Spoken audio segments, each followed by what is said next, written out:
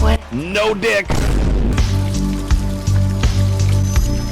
No balls. And probably no butthole since this guy feeds on radiation.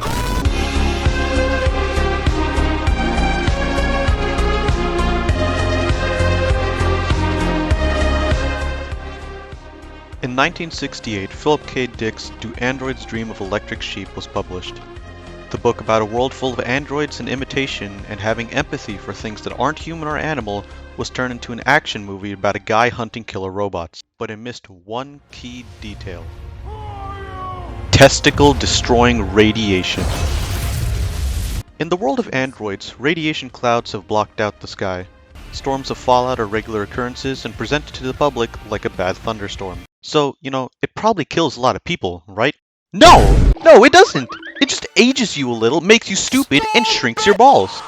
I'm not even sure he was serious when he added the radiation. This is false accusation. And Sure, the Cold War was going on when he wrote it. Maybe he was a little paranoid about nuclear war, which would make sense considering all the drugs he was on while writing this, but he barely mentions it. It only explains two things. One, why people are stupid, and B, why men wear codpieces. When the book opens, the main character, Rick Decker, wakes up, argues with his wife, and puts on a lead codpiece. Lead codpieces are everywhere. Every guy wears one to not go infertile. Stop that! Then, in Chapter 2, we meet J.R. Isidore, a special. That means he's stupid. Young people from the overland, you shall be our leaders! Why is he stupid? Radiation. Radiation everywhere. There is so much radiation that it made Isidore stupid. There is enough radiation in the air to affect one's mental processes. That's the brain. But nothing else? Huh?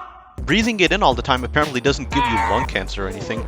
Maybe your hair or skin start getting gray, maybe your knees hurt, maybe you age physically in some way, but it's not a big deal.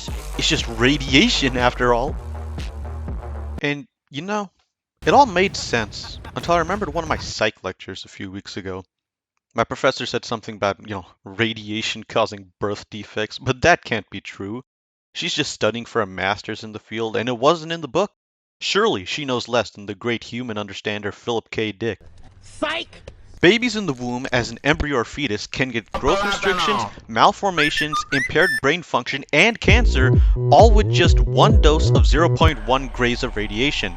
To get infertility in men, it takes 6 grays. If I'm doing my math right, that means there's at least 6 gray of radiation in the air every day if you have to wear a codpiece to not go infertile. Which therefore and thensewhere means, well, you could probably guess where it's going.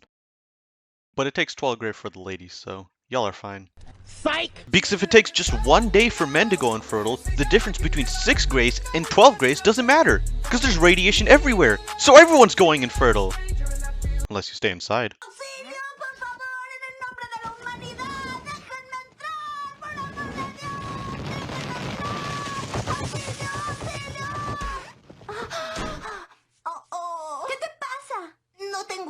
Being inside for some reason means you don't have to wear a codpiece, and you don't have to worry about your balls getting irradiated either.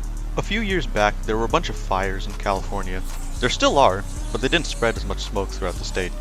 If I had my door open, it let smoke in. If I left my window open, it let smoke in. And you're telling me that radiation can't go inside buildings? Dick doesn't say anything about decontamination rooms before going inside or outside your house. You just open the door, breathe in a deep whiff of radiation, and die. And whoever's inside also dies. Oh, but there could be lead lining the house. That could kill you too. I found this little article /study /thingy on PubMed about lead shielding that says, and I quote, the days burst from as well as, but that is of polyury orders of magnitude. Although an 8-hour was for workers constructing lead shielding structures, the distribution of airborne lead concentrations during this kind of work demonstrates a potential for overexposure. You know what that means? It means that lead that protects you can also kill you. So either way, you're dead! The craziest part about all this is that there probably wouldn't even be that much radiation in the air anymore. The half-life of radiation from nuclear bombs apparently isn't a lot. If Dick just didn't make a dick joke, it all would have made sense.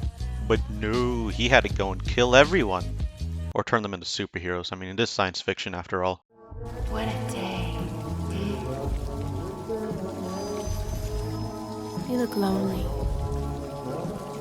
I can fix that.